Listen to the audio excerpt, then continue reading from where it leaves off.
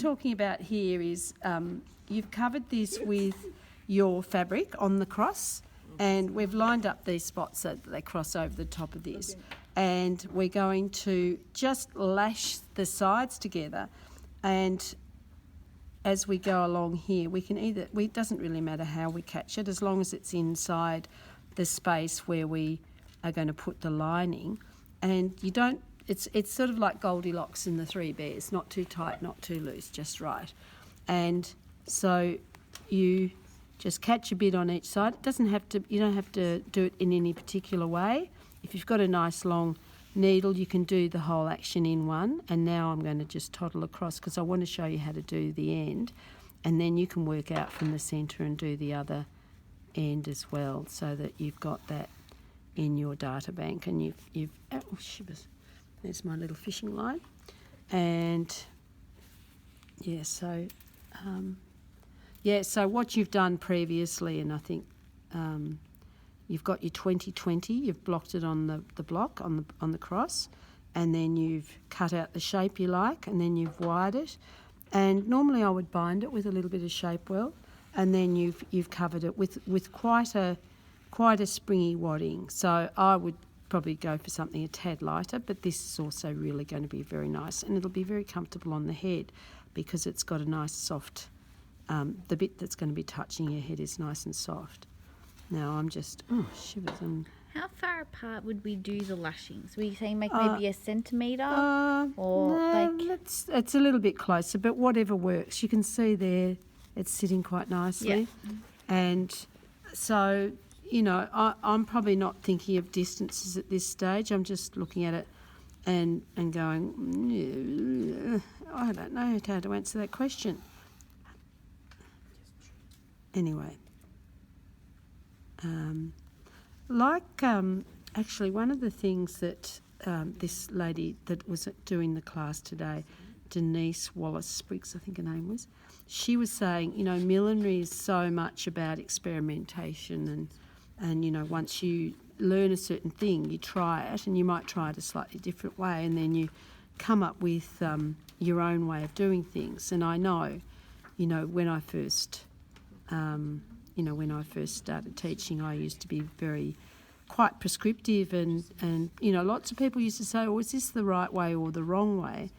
And I think over time there are certain things that, yes, there is a right and a wrong way, but then there's other things that are like, like when we're testing the materials and stuff like that, we learn, how to evaluate materials and how to look at materials and go, well, if I do this with this, how will it work?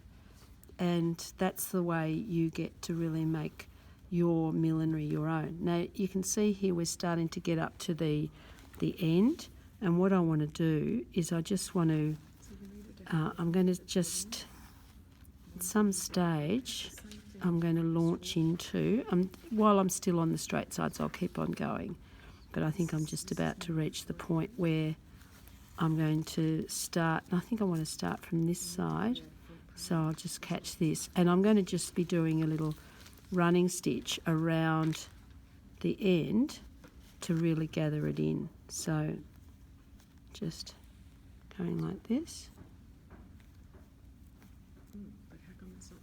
shove it through there. Submit them again.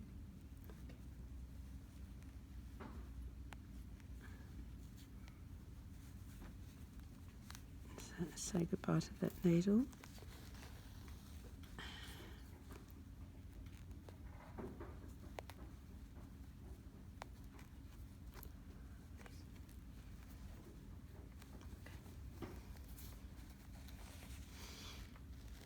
And you can see already that it's going to really spring it into place.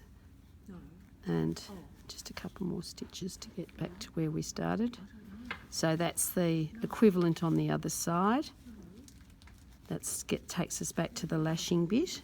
Can you see that? Yeah. And now we just gently ease that and smooth that over the edge until it sits nice and smooth. And then to really get it to do what you want it to do. If it's sitting up a bit lumpy, see how there's a little corner there? If I go to here and pull that back and then say go to the opposite side and just pull that back and see here's a little corner. If I go to here and pull that back, that's really tidying it all up. And you can see here I've cut that to around about just over 1 centimetre, and that's giving me plenty of space to slip in the lining, which will pop in later.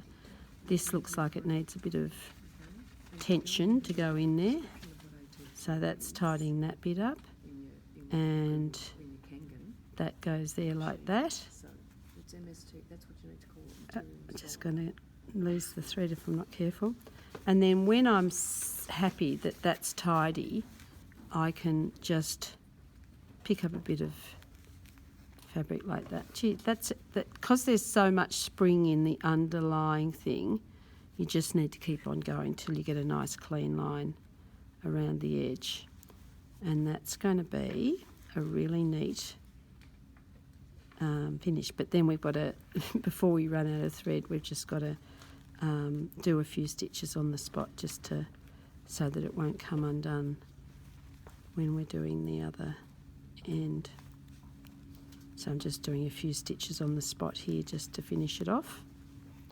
And then your job is to do the other side, and then later what we'll do is put a bit of fabric, fold it in under and do a little slip stitch or a satin stitch or whatever works best for you to attach the lining. Sometimes you put a bit of fusing on the lining so that it's not too lumpy and bumpy, but that is your end ready to go, and you might want to whiff a little steam on it if you feel like it. But that, and you can see how you can sort of tell that stitch was too long. Can you see that? Yeah. So maybe we'll go in and do a couple of little fix-up stitches just to make that sit nicely. But you can see now that's going to be a really pretty little headband, yeah? Thank you.